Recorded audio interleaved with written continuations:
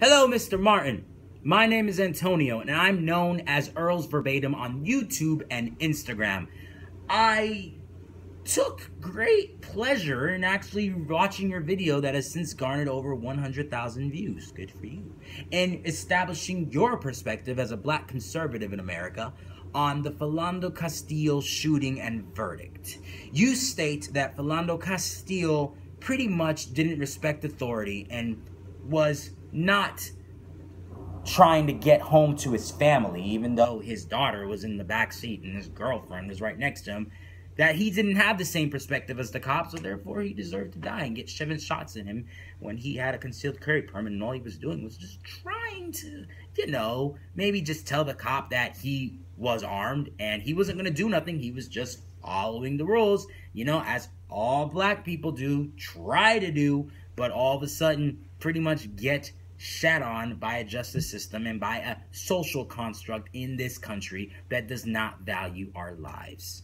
Now, before you dismiss me as some George Soros bought out BLM liberal, let me tell you something. I don't define myself by political ideologies. You see, I have to force myself to get myself out of that thinking. I don't trust Democrats, as sure as hell don't trust Republicans. I think they're both part of the two-party scam that is deceiving everybody in this country. To believe that the current administration is any different is absolute hogwash.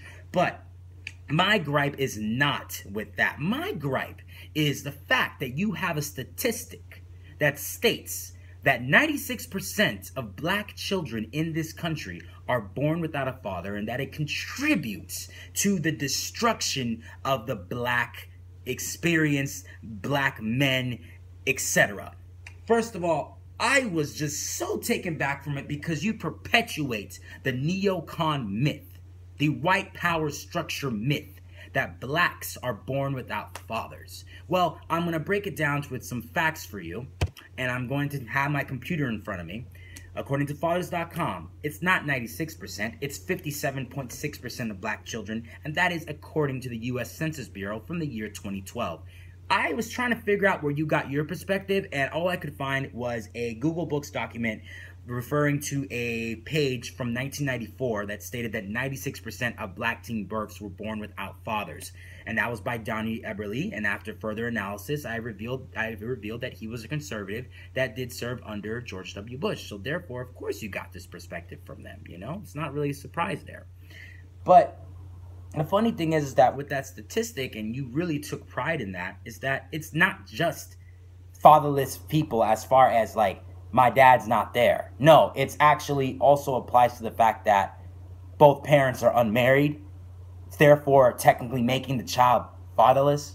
So you are generalizing an entire group of people based off of a notion, based off of a myth that has actual truth. I know it sounds really, really twisted, but see, you gotta understand why black people, and particularly black men, are constantly marginalized. And I would think, as a black man, you would understand what that's like, but it appears that in your sunken place, you have no comprehension of what that is. The black family unit was never constructed to prosper in this country. When we are the descendants of human cattle, when we as men are specifically born and bred to impregnate several women on the plantation, and given small little rewards and whispers in the ear by the white slave owners to prosper and be the stud, that line of thinking passed on to generation upon generation upon generation, and therefore black men don't feel the need. They don't feel the need to take care of their parents.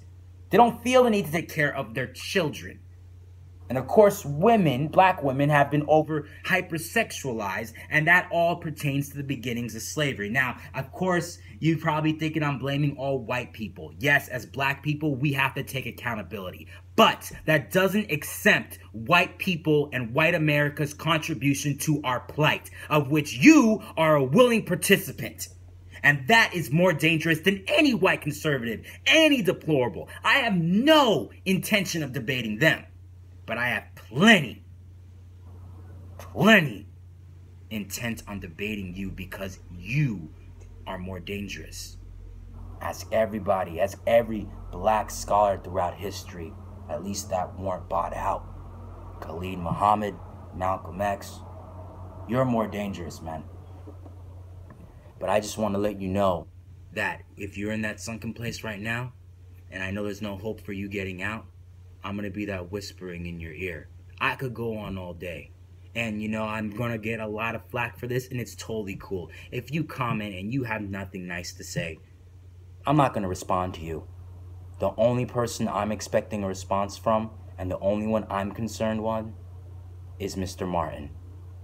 So, your move, my friend.